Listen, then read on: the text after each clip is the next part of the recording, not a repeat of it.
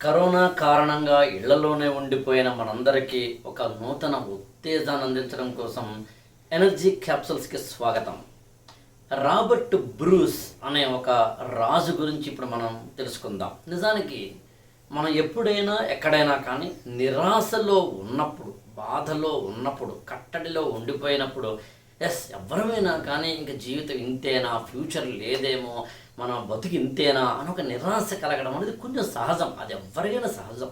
దేశాధినేతలకి సహజమే, మహామహా చక్రవర్తులకి సహజమే, మల్ల యోధులకి సహజమే, మనలాంటి మామూలు వ్యక్తులకి సహజమే. కానీ మనల్ని మనం ఏ విధంగా పునరుత్తేజితం చేసుకున్నామన్నది ఇక్కడ పాయింట్ అవుతుంది. రాబర్ట్ బ్రూస్ గురించి నేను చెప్పడానికి ఏమిటి రీజన్ అని అడిగితే, బహుశా మీ అందరికీ తెలిసిన ఒక దేశం బ్రిటన్, మనదైతే యునైటెడ్ కింగ్డమ్ అంటాం. స్కాట్లాండ్ అని యునైటెడ్ కింగ్డమ్ కొంచెం పైన ఉంటుంది యాక్చువల్గా. సరే, వాళ్ళిద్దరి మధ్యన ఉన్న హిస్టారికల్ కండిషన్స్, రిలేషన్స్ మనకెందుకు, కానీ బేసిక్ పాయింట్ ఏంటంటే స్కాట్లాండ్ని యునైటెడ్ కింగ్డమ్ ఆక్రమించిన రోజుల్లో ఇటు బ్రిటన్కిను అటు స్కాట్లాండ్కి మధ్యన యుద్ధాలు జరుగుతున్న రోజుల్లో కాస్త అటు ఇటుగా నేను ఇవాళ మాట్లాడుతున్న ఈ సమయం నుంచి 700 సంవత్సరాల కిందట, అంటే 1306, 1314 ఆ ప్రాంతాలలో స్కాట్లాండ్ రాజు పేరు రాబర్ట్ బ్రూస్. ఆ బ్రూస్ యాక్చువల్గా స్కాట్లాండ్ చాలా చిన్న దేశం యాక్చువల్గా యునైటెడ్ కింగ్డమ్తో పోల్చుకుంటే. రవి అస్తమించని బ్రిటిష్ సామ్రాజ్యం అని మనందరం చెప్పుకుంటాము. అనేకమైన దేశాలని ఆక్రమించుకున్న దేశంగా మనం బ్రిటన్ చూస్తాము. మన ఇండియాను కూడా ఒక 200 సంవత్సరాల పాటు పాలించిన దేశంగా ఈస్ట్ ఇండియా కంపెనీ మొదలుకొని మనం చూసాం కదా భారతదేశ చరిత్రలో. కాబట్టి అలా అనుకున్నప్పుడు రాబర్ట్ బ్రూస్ నిజానికి చిన్న దేశానికి రాజు అయినప్పటికీ, చిన్న యుద్ధానికి సంబంధించిన సామగ్రి కలిగి ఉన్నవాడైనా, చాలా తక్కువ సైన్యం ఉన్నప్పటికీ బ్రిటన్ తోటి పోరాడి ఎదురీది మొత్తం మీద ఒక 5-6 యుద్ధాలు గెలుస్తాడు. కానీ 5-6 యుద్ధాలు గెలిచినప్పటికీ ఏదో ఒక సమయంలో మాత్రం ఓడిపోక తప్పదు. కాబట్టి అతను ఓడిపోవడం జరుగుతుంది. అప్పుడు ఒక అడవుల్లోకి పారిపోవాల్సి వస్తుంది, కొండ గుహల్లో దాక్కోవాల్సి వస్తుంది. అంటే లాక్డౌన్ అన్నమాట.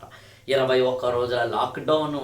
ఎలాగైతే కరోనా వల్ల భారతదేశం ఎదుర్కొంటున్న ఒక విచిత్రమైన పరిస్థితి ఉందో, అట్లాగే అప్పుడు అతను లాక్డౌన్ అన్నమాట. దాదాపు ఒక 2 నెలల్లో 3 నెలల్లో అతని యొక్క సామ్రాజ్యాన్ని కోల్పోయాడు, తన యొక్క సైన్యాన్ని కోల్పోయాడు, సైన్యాధ్యక్షుని కోల్పోయాడు, కుటుంబ సభ్యుల్ని కోల్పోయాడు. ఒక్కడు ఒంటరిగా ఏమంటామంటే కొండ గుహలో ఉండిపోయాడు. అయితే కొండ గుహలో ఉన్నప్పుడు ఆ మూల చూస్తే ఒక చిన్న సాలెపురుగు, స్పైడర్, అది గూడు కట్టుకుంటుంది. గూడు కడుతోంది, చిన్న గాలి వస్తుంది, గూడు చెదిరిపోతుంది. చిన్న వాన తుంపర కూడా వస్తుంది, వాన తుంపర దాని మీద పడుతుంది, గూడు చెదిరిపోతుంది. చెదిరిపోయిన ప్రతిసారి ఏం చేస్తుందంటే ఆ సాలెపురుగు మళ్ళీ ఎగైన్ గూడు కట్టడం, మళ్ళీ గాలికి అది పోవడం, మళ్ళీ ఎగైన్ గూడు కట్టడం. ఇలా సాలెపురుగు కాస్త అటు ఇటుగా ఒక 5-6 సార్లు చేసి చేసి చేసి చివరికి తన గూడు కట్టుకుంది.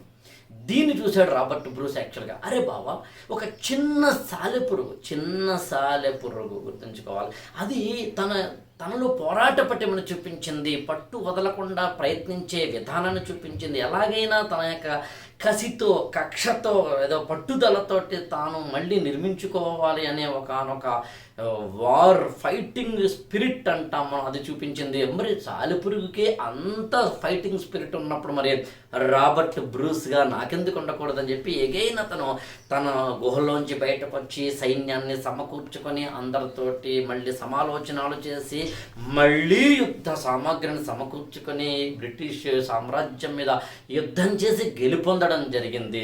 ఖచ్చితంగా చెప్తున్నాను, ఆ సాలెపురుగు మనందరికీ ఇవాళ స్ఫూర్తి కావాలి. అక్కడ చెప్పుకున్న రాబర్ట్ బ్రూస్లా మనందరం కూడా పోరాడాలి.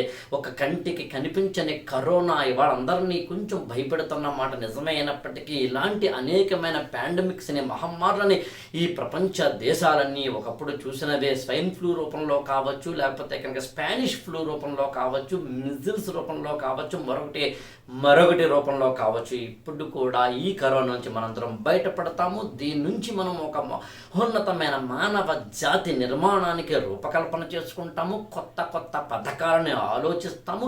అనేక రూపాల్లో మానవ జీవితాలు మారబోతున్నాయి, మంచి వైపు వెళ్ళబోతున్నాయి. అందుకని దీన్ని లాక్డౌన్గా మనం స్వీకరించవద్దు. మన ఆత్మవిమర్శన చేసుకుని మన ఆయుధాలు మళ్ళీ తిరిగి సమకూర్చుకొని అజ్ఞాతవాసం నుంచి బయటపడి మహోన్నతమైన జీవితాన్ని తీర్చిదిద్దుకోవడానికి కావలసిన యోధులమవుదాం. అందుకు వచ్చిన ఒక సువర్ణ అవకాశంగా ఈ కరోనా లాక్డౌన్ని చూద్దాం, పాజిటివ్గా ఉందాం.